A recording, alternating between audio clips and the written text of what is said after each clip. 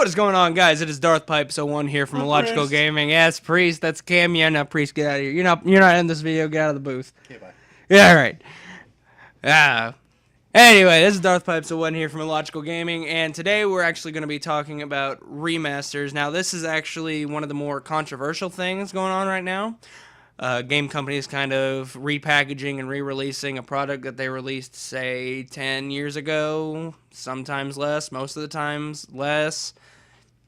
Some very famous examples, wow, I am not on the right save at all, but some very famous examples in recent gaming history would be like Skyrim. It just came out again for the second time, and they charged a full $60 for it.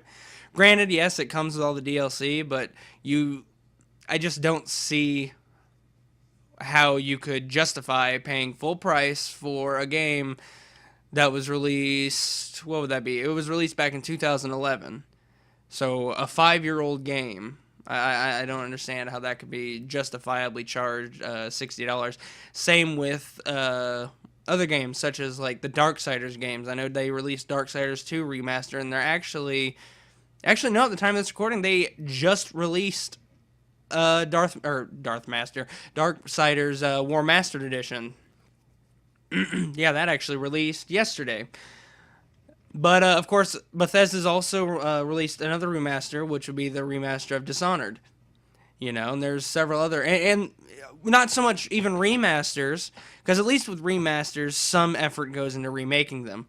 Whereas games, kind of like the one I'm playing right now, Dead Rising, is not a remaster.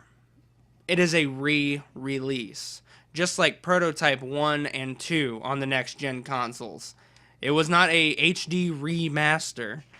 It was just a re-release, repackaged, resold, no improvements whatsoever. Now, I will say, to its credit, the game definitely runs a little bit smoother. I'm talking about Dead Rising, of course, but that's besides the point. If we're literally just talking about how the game runs, then, oh, yeah, no, that's fine. Charge me $60. Don't charge me $60 just because your game runs a little bit smoother on the new consoles.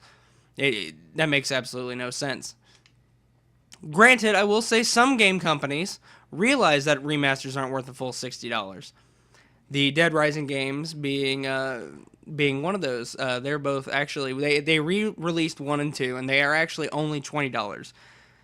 Now, to a lot of people, that is still a bit much, and I'll even come out and say, yes, $20 is probably a bit much for a re-release, but you know, to people, I know there are people out there like me that actually hold some of these games, you know, they have a sentimental place in people's hearts, and that is what the gaming companies see. They know that games like this have sentimental places in their hearts, and they know that people out there will pay whatever for them. And that is what really, really, really gets my goat. Like Skyrim, they knew people would pay $60 for Skyrim again. Why? Because it's Skyrim. People like Skyrim. They knew people would pay full price for the Darksiders games. Why? Because people like the Darksiders games. They like them a lot, especially number 2.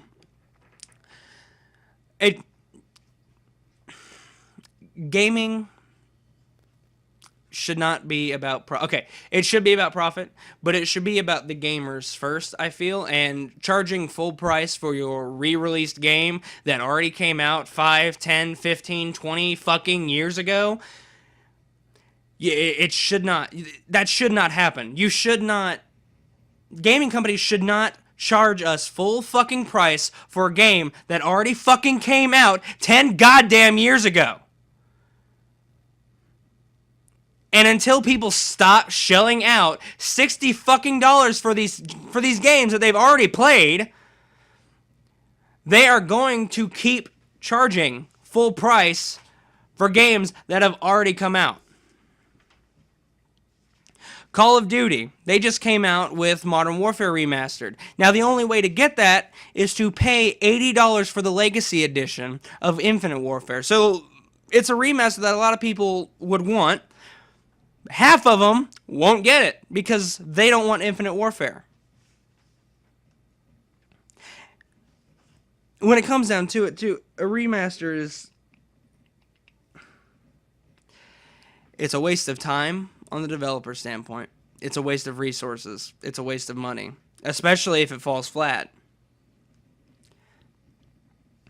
But from a business standpoint, I suppose it's a viable business strategy since we decided to keep paying for them.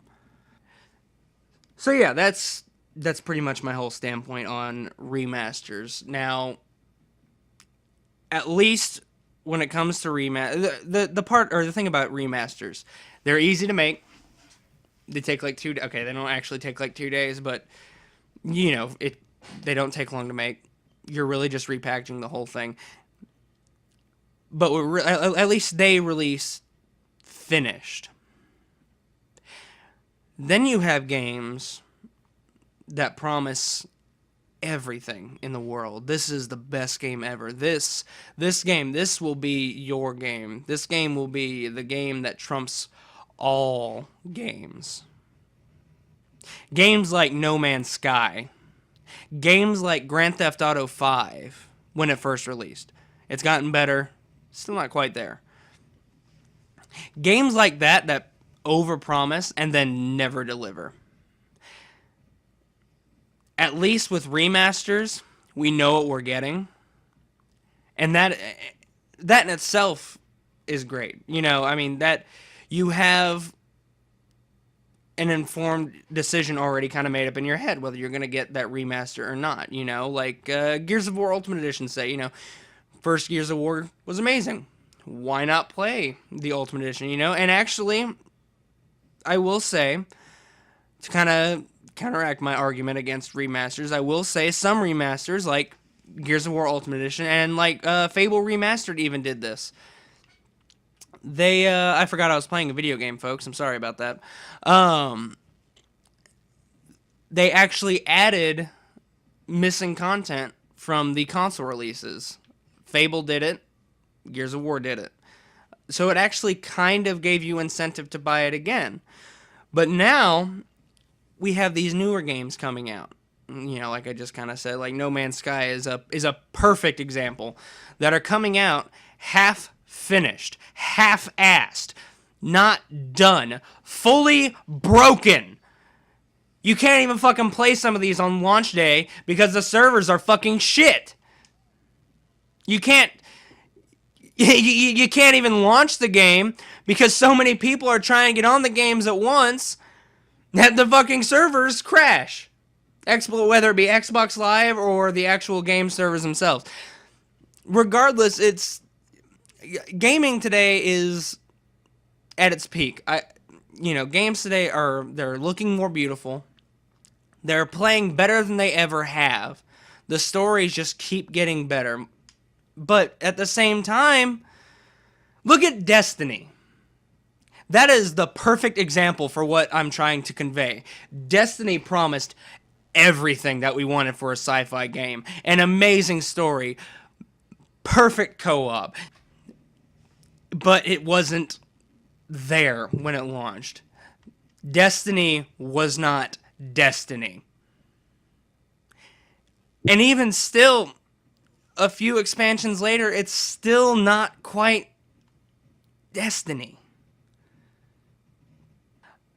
And I just feel like developers nowadays would rather go to the remaster, make a quick buck, than make a whole new game. Why? Because it takes less time, it takes up less resources, and the risk of you fucking it up, minimal. Extremely minimal. But it's bullshit. It's absolute bullshit. Back in the day, when video games first came out, they came out complete. They were always finished. And nowadays, we have to stop and wonder if that's still the case. Back whenever you were gaming on the PS2, did you ever hear of a day one update? Did you ever have to read the patch notes to Star Wars Battlefront 2 on console? On PC probably, but on console? No. Which in itself was limiting, but I don't know. That's my 2 cents on it, guys. I've been ranting for 10 minutes. I'm gonna go ahead and close it off. Not sure. Not sure what you guys are gonna think about my opinion. I know opinions on the internet aren't the most popular of things, but I'm gonna go ahead and put mine out there, and maybe we'll get Priest's opinion out here too. If you guys want it. If you do, drop a like on this video and maybe leave a comment below asking us to do it, and asking you shall receive, my friends. Asking you shall receive. Anyway, so yeah, I'm gonna close this video off. This has been Darthpipes01 from Illogical Gaming, you guys. Until next time, keep it real and be wary of remasters.